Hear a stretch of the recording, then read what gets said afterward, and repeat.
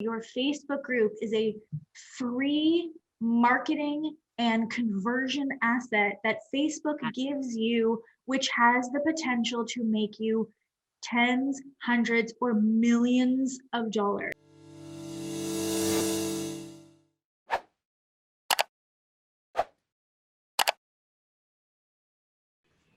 Hello, hello, hello.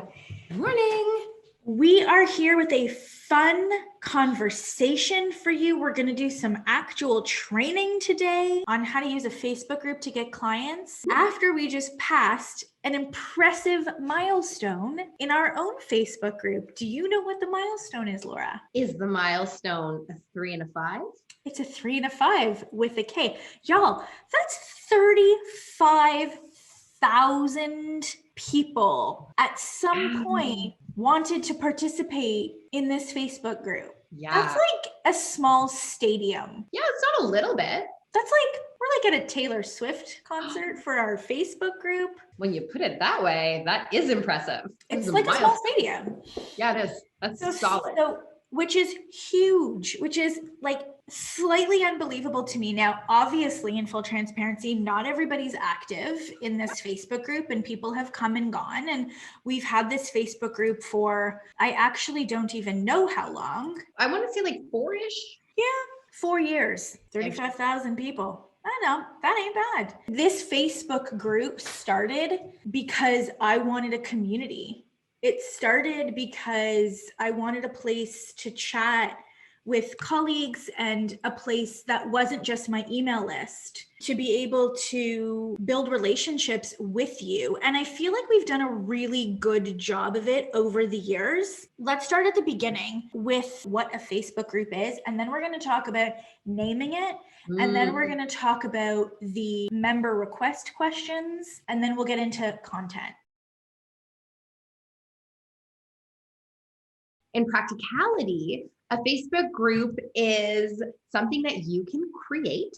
It's different from your Facebook page and it's different from your Facebook profile. Yes. So just as a quick differentiator, because this one helps a lot. This is my favorite. I love it. Facebook business pages collect likes. Facebook personal pages collects friends, and Facebook group collects members. So that's how you're able to differentiate. And the cool thing about that is that because Facebook wants you to foster community and conversations, Facebook shows the people in the group the posts from the group far more often than they show people posts from other people's personal pages, posts from business pages, news posts, anything like that. So group posts get better engagement. And what we teach inside of the 10K online success system is actually you're going to have 2 Facebook groups. You're going to have your community Facebook group, which is non-clients. You are using your community group as a secondary email list. It's a way for you to build up an audience of prospects. It's brand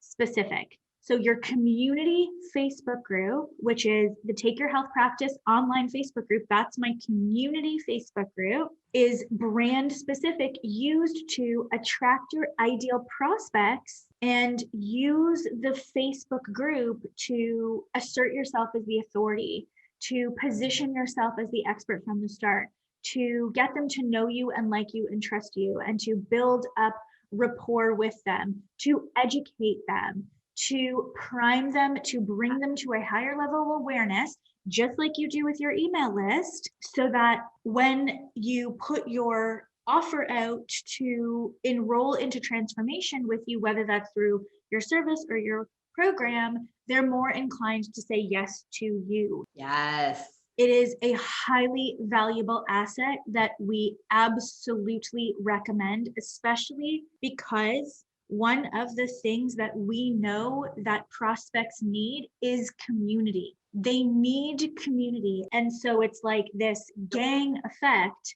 where people jump on board and people get FOMO. And so you definitely want to have a free Facebook community group.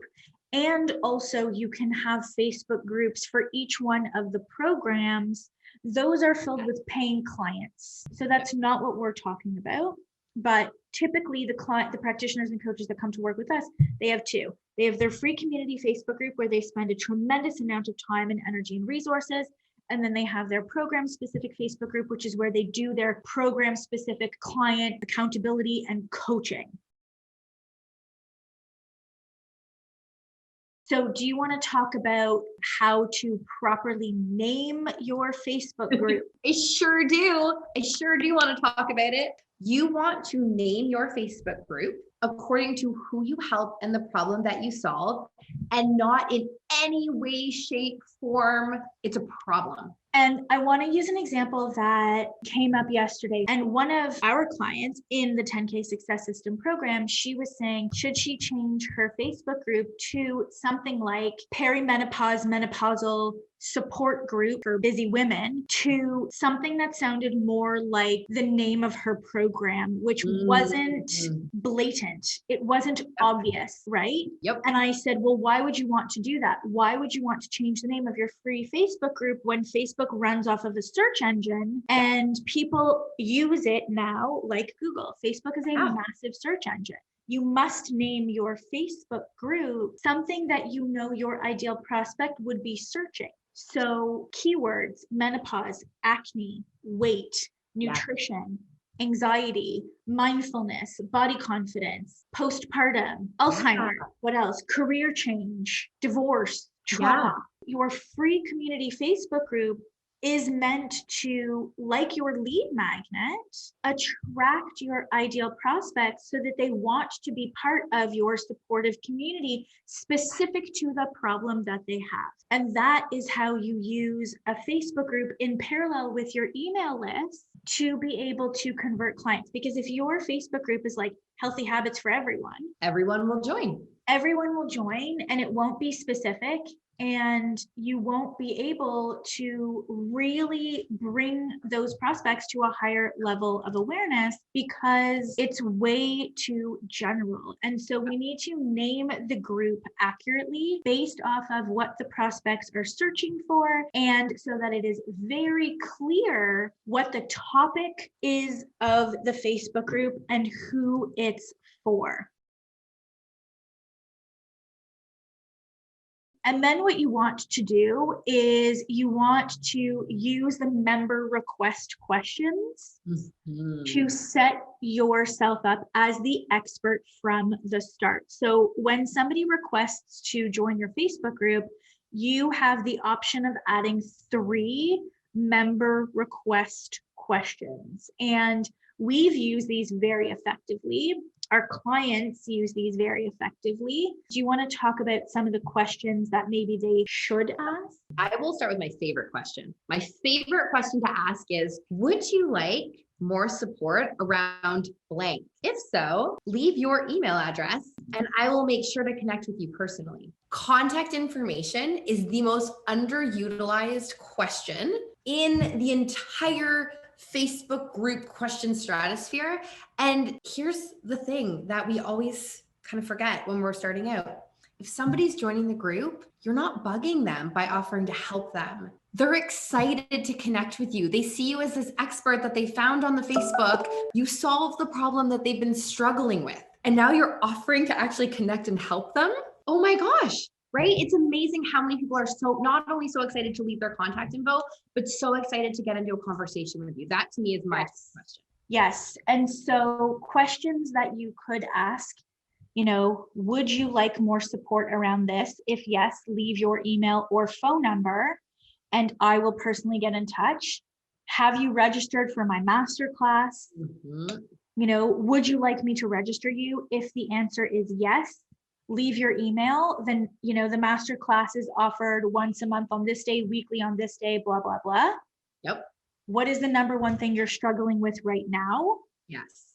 These are all really good questions versus, why did you want to join the group? Like, why they wanted to join the group because you named the group properly and they're struggling with acne. The number one question specifically too, if you're just starting out and you are looking for language that your ideal client uses and you are trying to get inside of their head and talk about the things that they think about, that is a gold mine. That will give you the words that they are using to describe the problem that you solve, that sometimes you forget the words regular old people use because you're using the words that you learned over in school. Asking when they come into the group, what is the number one challenge you're experiencing, allows them to talk about it. And then you get the words that you're able to then turn into usable content to be able to mirror back to them how devastating the challenge is. We create a tremendous amount of content, as will you, inside of your Facebook group to educate and raise the level of readiness and raise the level of awareness. And if we look at the flow of the Facebook group in sort of parallel to the flow of your email list, it's the same, right? Totally. When people come into your Facebook group, there should be some type of welcoming, there should be some type of onboarding, right? You should have a plan for your Facebook group and how you're going to create content and what you're going to do, just like you would with your email list and your marketing. Yep. Totally. And when you have that plan, you're able then to really take people on a journey versus just posting free content. When you post workouts and recipes and 5 ways to use coconut oil